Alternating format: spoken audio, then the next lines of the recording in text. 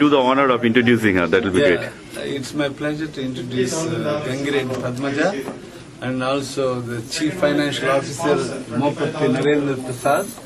These two are great people hailing from Andhra Pradesh. They are pioneers in microfinance, and I will let her talk about microfinance. Yes. So, could you please tell me what is the difference between microfinance and microcredit? I mean, most of the people seems to not to differentiate between the two. Basically, microcredit means it is just offering credit, but whereas microfinance includes other financial services. Like it is not only credit, but it includes savings, insurance, remittances, and kinds of things. Because poor people because credit is one of the several needs that they require. Most of the poor they can really save small amounts, but they don't have a place where they can really save that can really give some sort of security for their savings.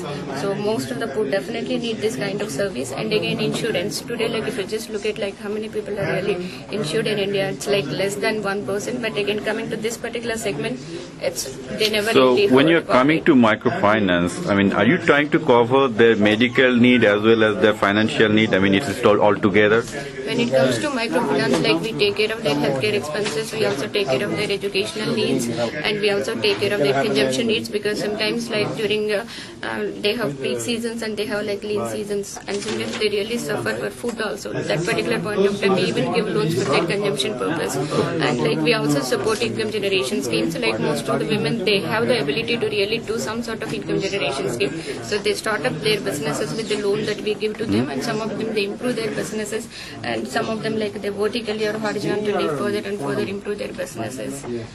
So I like to integrate the health care for the poor and disabled and orphans in India in association with microfinance to provide micro health care. So affordable for poor people. It's a corporate health care like Apollo is different. It addresses the upper class India. But down below the poverty line, we need to address those people's health care. And institutions like her institution is a typical example to promote the lower echelons of society.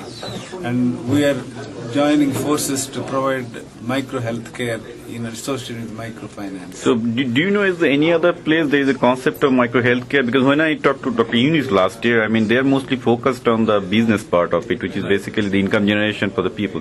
What about the empowerment of the women? I mean, Dr. Yunus, most of the loan goes to the women, 90% loan goes to the women. And what is in your case, what is the case? I mean, we see significant impact on the socio-economic standards of women and also the entire household, because once they have access loans, they start really thinking of what else they can really do. So they start income generation schemes, and their ability to spend money on healthcare and also children's education really increases. And we have seen significant impact on women's empowerment. They start really making decisions on their own. Earlier, when they didn't have access to money, they were just dependent upon their husbands, and when the husband is bringing money, because they were not in a position to make any of the decision in terms of how the money has to be spent. But today, they are borrowing and they are taking the responsibility of repaying loans. So they have every power, and they are really making decisions in terms of, because that is the very purpose of why microfinance is targeting towards women. If the money goes to men, I'm not very sure to what extent it will be properly utilized. But when the money goes to women, they really spend that for a proper purpose, and they also make sure that these loans are always repaid. So there is a significant impact on the socio-economic status of women in states wherever microfinance is happening. And coming to healthcare, because what is evident from microfinance is poor people, they are credit worthy, and one can really keep trust and confidence on them. And provided the product is well designed, and if it is reasonably priced, they can always pay for that. They are not looking for free lunches, whether it is education or health or loan. What is more important is it should be designed very well that can really suit to their cash flows. If that is done properly, they are always willing to pay for health or education.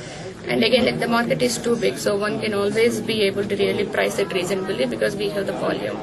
Okay, Dr. Shah, another question. Most of the diseases in India, especially with the children, it has to do with the malnutrition. So, I mean, do you think that this kind of microfinance approach will reduce or improve the health overall in general, because it will be able to provide more nutrition? Yes, the whole essence is the prevention of the diseases. malnutrition is due to lack of knowledge, lack of education, and lack of food. That is true. So when the mothers are empowered with the financial ability, first thing they will do is they feed their children. So the malnutrition will vanish from India once the mothers are given opportunity to promote themselves, promote the financial capacity.